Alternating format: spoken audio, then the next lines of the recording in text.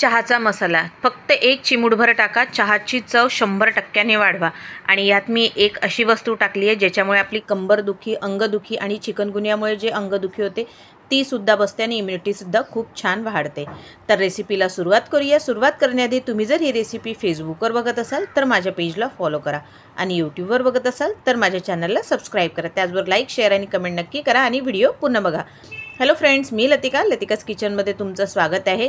इथे 20 ते 25 मी हिरवी विलायची घेतलेली आहे, म्हणजे छोटी विलायची घेतलेली आहे। त्यानंतर 6 तुकडे कलमीचे घेतलेले आहे। त्यानंतर इथे 1 चमचा मी मिरी घेतलेली आहे, काळी मिरी, आणि 1 मोठी विलायची घेतलेली आहे। छोट्या विलायचीनी चव छान वाढते। लॉंग, विलायची, कलमी हे पण छान टेस्ट खूप इथे छान येते आणि या मसाल्यांमुळे आपली इम्युनिटीसुद्धा खूप छान वाढते। तर इथे 1 चमचा मी लॉंग पण टाकून घेतलेली। याला अगदी हलक्या मंद आचेवर आपल्याला अगदी सतत फिरवत आपल्याला भाजून घ्यायचं आहे। बघा इथे अगदी व्यवस्थित भाजून घ्यायचं आहे आपल्याला, एकदम जाळायचे नाही आहे, करपवायचे नाही आहे। आणि जी मोठी विलायची आहे मी त्याला अशा प्रकारे फोडून घालते। पहिल्यांदा मी तशीच घातली कारण की चांबट होती तर ती फुटली नाही। थोडीशी गरम झाल्यावर त्याचं साल अलगद फुटलं, तर त्यामुळे मी त्याला फोडून घातली, म्हणजे आतला जे दाणे होते ते सुद्धा छान भाजल्या जातात आणि सुगंधसुद्धा खूप छान येते। तर हे अगदी मंद आचेवर भाजून घ्यायची आपल्याला। जर कढई किंवा ताव्यावर भाजत असाल, जास्त गरम जर झालं असेल तर गॅस तुम्ही बंद पण करू शकता, म्हणजे त्या गरम हीटमध्येच तुमचे जे सुके हे मसाले आहेत ते भाजले जातील। त्यानंतर इथे 2 मोठे चमचे मी सोप घातले। सोपमुळे चहाच्या याची चव खूप छान वाढते आणि सोप तशीही पचनासाठी चांगली असते। तर इथे मी सोप भाजून घेते आहे। तर गॅसची फ्लेम एकदम मंद आहे माझी, मधामधात मी बंद पण करून ठेवते। तर व्यवस्थित अशी भाजून झालेली आहे। त्यानंतर इथे मी घालते गुलाबाच्या पाकळ्या। तुमच्याकडे असेल तर घाला, नसेल तर नाही घातलं तरी चालेल, टोटली या ऑप्शनल आहे। तर आता मी इथे गुलाबाच्या पाकळ्या घालून घेते आहे।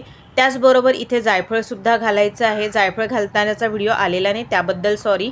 तर इथे जायफळसुद्धा घालून घ्यायचं आहे आपल्याला आणि ते सुद्धा व्यवस्थित करायचं। जायफळमुळे छान सुगंध येतो, पाचन तंत्र, अंदरून पोटात जर गॅस झाली असेल ती सुद्धा निघून जाते आणि झोपसुद्धा छान लागते।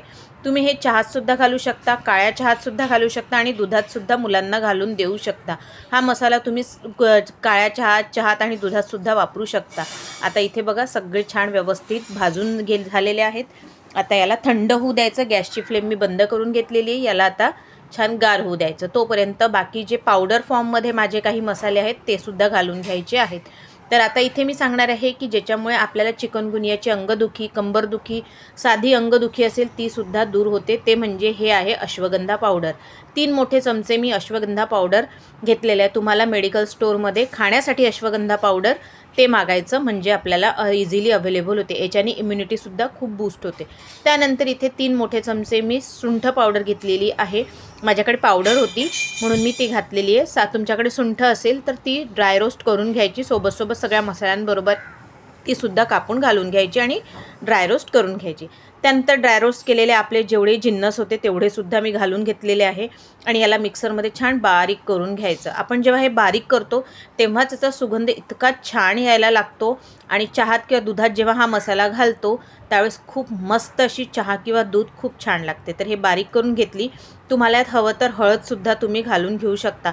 थंडीच्या दिवसात किंवा मग पावसाळ्यात यात थोडीशी हळद जर घातली तर खूप मस्त। बघा इतकुशी चुटकीभर, म्हणजे चिमूटभर जरी टाकलं तरी चहाची आणि दुधाची चव खूप छान वाढते, खूप मस्त असं लागते। तर मी खालती असं ठेवलं कारण की मिक्सरचं पॉट खोलताना खालती चहाचा मसाला सांडतो म्हणून खालती ताटली ठेवलेली आहे। तर आता याला मी एका डब्यात हे चांगल्या सुक्या डब्यात घालून घेतलेला आहे। हा साधारणतः मला 1 ते 1.5 महिना पुरतो। त्यामुळे इकडे मी चहा ठेवलेला आहे। चहात मी बघा किती थोडीशी टाकते आहे। हा 3 कप चहा आहे, त्याला एवढीशी लागत आहे मला मसाला चहाचा। खूप छान असा चहा होतो। तर असा टाकून घ्यायचा। तुम्ही दुधात टाकून हे मुलांनासुद्धा देऊ शकता, रोजच्या डेली वापरीतसुद्धा चहात घालू शकता। तर मग कशी वाटली रेसिपी ते मला नक्की कळवा। तर भेटूया पुढच्या रेसिपीत, तोपर्यंत बाय।